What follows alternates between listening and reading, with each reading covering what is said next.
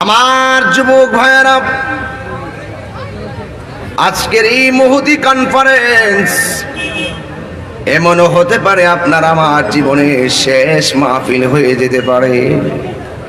যেই জায়গায় কোরআন সুন্নাহর আলোচনা হয় এই জায়গাটা আর জায়গা থাকে না। আমার নবী বলেন এই জায়গাটা হয়ে যায় জান্নাতের বাগান। জোরে বলুন সুবহানাল্লাহ।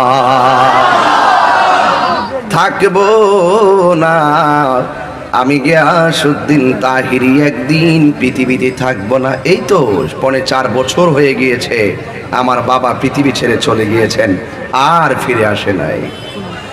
খোলা আকাশের নিচে আপনারা বসেছেন, রৌদ্রের তাপ কত কঠিন, এর চাইতে কোটি কোটি গুণ তাপ হাসরের ময়দানে মাথার উপরে লাগবে।